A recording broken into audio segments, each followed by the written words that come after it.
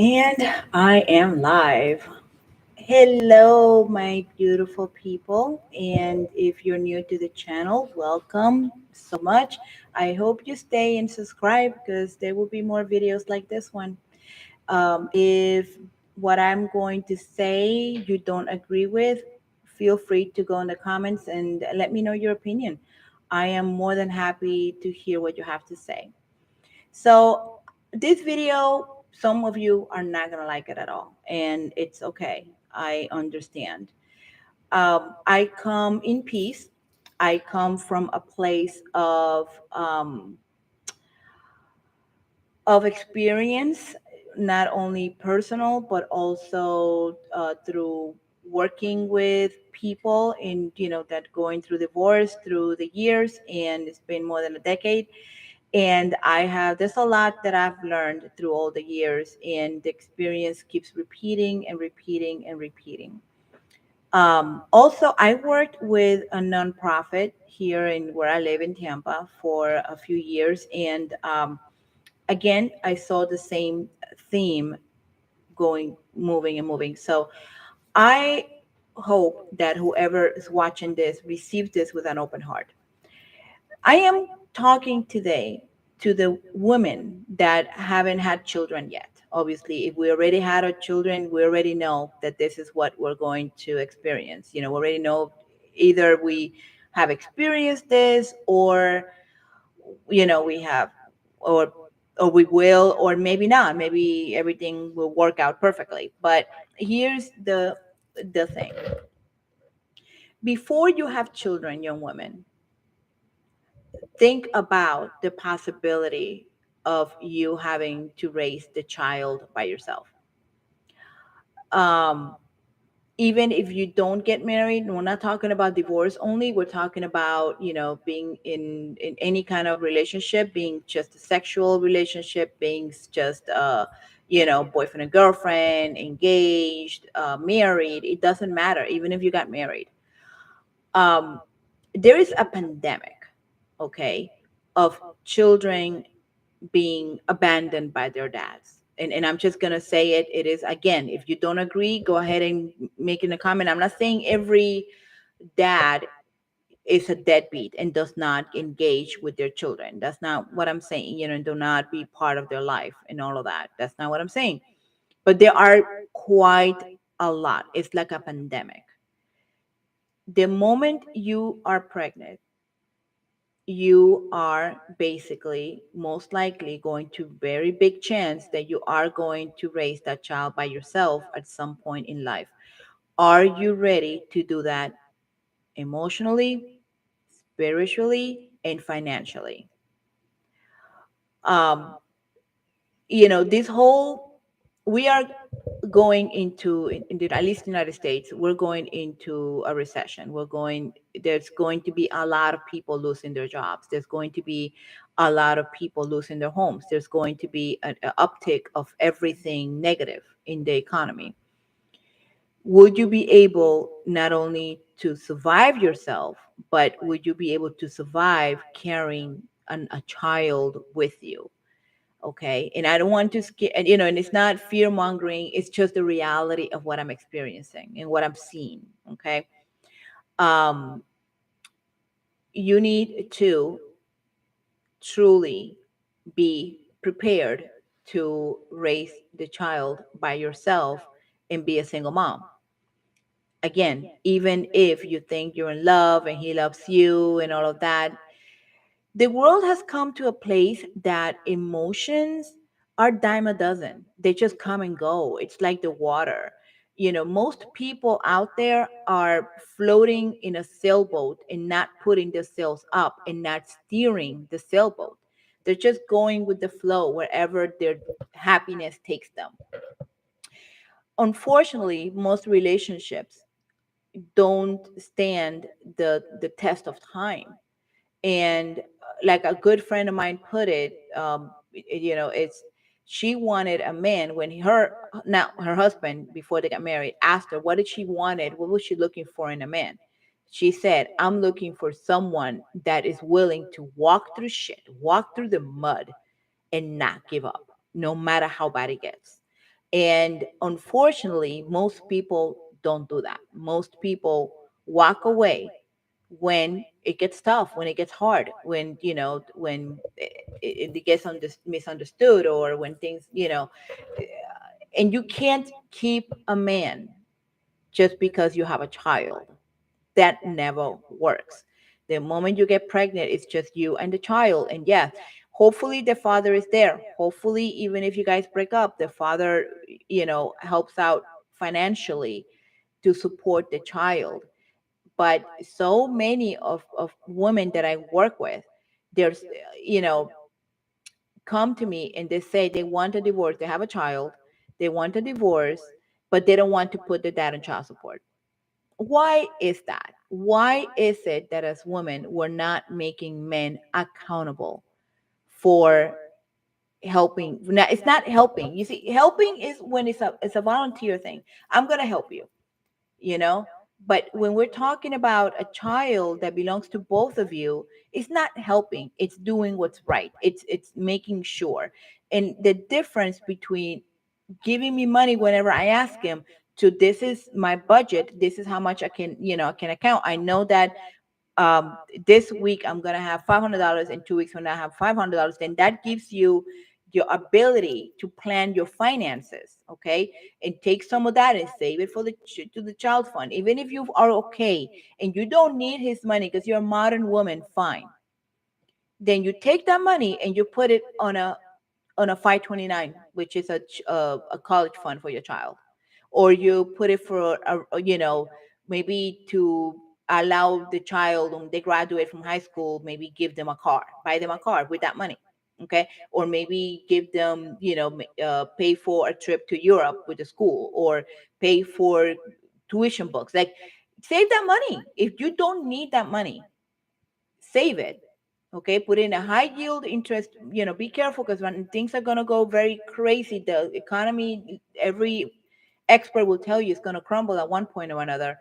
But just put that money away, even if it's under, your bed or whatever you put it, and then use it for the child's benefit, for later. It doesn't have to be for now. Maybe when he graduates from college, you can say, hey, guess what?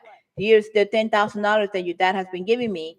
This is for your down payment for your condo. You see what I mean? Like, we need to stop acting like we don't need help. We got this because we're independent women and we're proud. Okay. And demand that the baby daddy is responsible. With that said, I have another, and this is for women with children. Again, if you have a child with someone, understand that that person, married or not, has rights to the child, just like you do. Just like you do. Even if you're not married, the other person, the dad, can actually file paperwork to get everything squared away, get a visitation plan, get whatever, and get to see the child and all of that. You don't control that child. The child is not a carrot that you put in front of a stick. And so many women are doing this, you know, like well, he's with somebody else. I don't want him to go over there because he's with that girl. None of your business. And I'm sorry, but it's the truth. None of your business. Oh, he's a loser, whatever. He's doing, drugs with his buddies. If you have issues with his lifestyle, you can bring it up to the court, and express it. And then, there'll be like counselors and whatnot, and maybe drug testing, that the court can do a lot of stuff like that. But you have no right to withhold the child just because your opinion is that his lifestyle is not good for you. Okay. Now, you know, if you feel that the child is in danger, of course, you need to protect the child. But my point is that the father has the same rights you have. So you need to think very careful who you choose as your sperm donor. You have to be selective. You can't just, I'm sorry, I'm going to be blunt. You cannot just spread your legs and not protect yourself from an unwanted pregnancy. Not even, let's talk about, STDs. We're talking about, at this point, pregnancies, but you just cannot be spreading your legs, no protection, then get pregnant, and then expect them to be there through the whole process. He's not, he may or may not be. It's a gamble. You are gambling with your life. You're gambling with your future and the future of this child. Don't bring kids to the world unless you are prepared to do everything by yourself.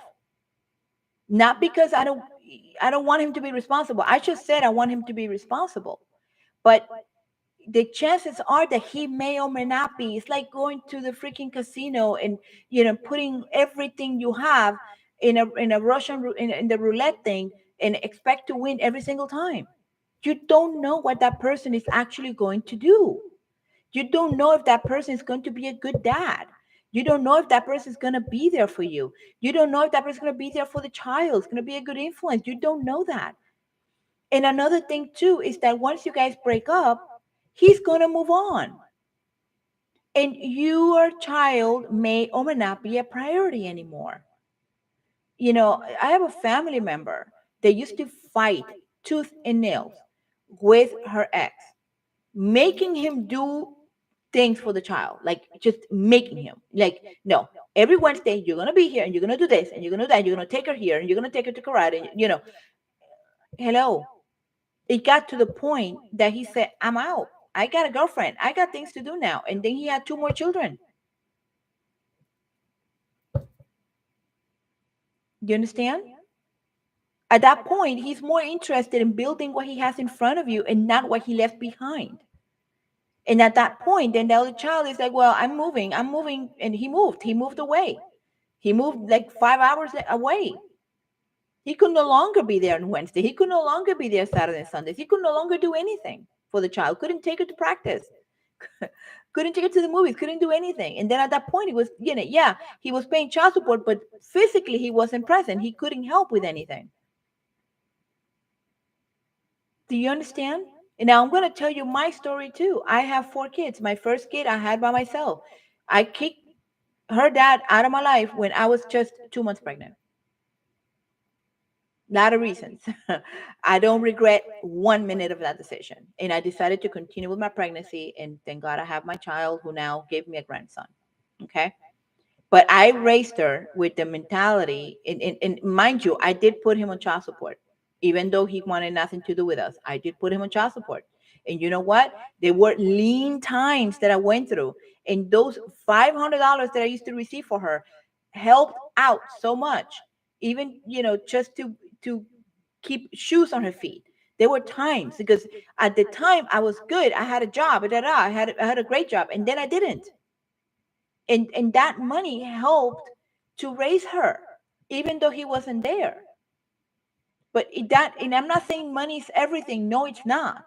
I would rather him to be, and let me tell you, the emotional stress, the emotional baggage that she got from her dad not being there for her, it still haunts me to this day. And it makes me wonder what did, but I know because I actually had a friend of when I was pregnant with her that suggested that I give her up for adoption because I didn't have a college degree, because I didn't have a way, like what was I going to do? How was I going to raise her? You know what? I only spoke to her one more time because she saw me in Publix and she saw me that I was doing well. I got remarried. I got married. I was fine. The child was super, good, happy. I had a great job, so, I was criticized for keeping my child and moving forward and doing what I had to do for her. And she became my motivation. She became my rock. And and we have a great relationship. She's an adult. But, but I took that on and said, okay, I'm gonna do this. But I did make him responsible financially. He didn't want to be a part of her life. That's okay. For years I would invite her to him to her recitals, to things at school, award ceremonies. He never. He would say sometimes, "Let me see if I can go," or whatever, but he never went. So I stopped trying, and that's okay. But it created wounds. It created deep wounds on my child. Stuff that she's still dealing with. Okay. So which comes now to the last point that I want to make. If if you get pregnant, you decide to get pregnant, doesn't matter, or if it happens an accident, it is what it is. But work on healing your childhood trauma before you bring a child into the world. Because if you don't heal that childhood trauma, and I tell you, I don't know anyone that doesn't have at least a little bit of childhood trauma. Okay. You need to heal from that, forgive who you need to forgive. Okay. So that when you bring this child into the world, at least you are healthier. You are in a better place emotionally, spiritually. Okay. You are going to be responsible for forming this child. Don't take it lightly. It's a huge responsibility that God gives us as women. You know, just so if this happens to you, if you have a child, please heal your emotional wounds before the child comes to the world, or even after. If you're a mom already and you still really never heal them, work on healing them. And how do you heal them? Prayer, meditation, journaling, going to go deep into it, and write down, okay, start remembering things that you buried, and you start writing it down, and you start, why this happened, how this happened, who did this, and then forgive that person, people, whoever. If your dad abandoned you, heal that, or ask God to help you heal, so that when you look back the moment that you healed is when you look back into a situation, a memory, and pain is not so palpable that changes how you feel. That you can observe it as like if you're observing something that happened to somebody and that's not you. Once you feel that way, you're going to know, oh, I'm healed. This is now no longer something that causes me pain. When it no longer causes you pain and you stop feeling anything towards it, and that's when you embrace in your inner child. And that's when you're able to, okay, now I can be a parent, that I'm healed, and I can take things, as they come, because challenges will come no matter what. Even if you're a millionaire, there's challenges that are going to come with raising a child, but you'll be healed, and you won't be reacting based on fear or based on pain. You'll be reacting based on what you're going through, and what at that moment. You're going to be able to be at the moment, and not revisiting, and rehashing the pain of the past. Okay, so this is what I have for you. And if you watched up to here, I'm humbled. I really thank you. Please like the video if this resonated with you. Share, because I think that a lot of young women needs to hear this and understand that, you know they really need to be careful with their bodies, and you know think about procreation as a something that they may have to, the moment that it happens, that they most likely at one point or another they will have to be 100% responsible for that child. And and to be healed, and when they are ready, to be parents. And anyway, I know some people may not like this. I don't know. It's just been in my spirit today to give this message out. So I love you. Thank you so much for watching, and until the next video. Bye.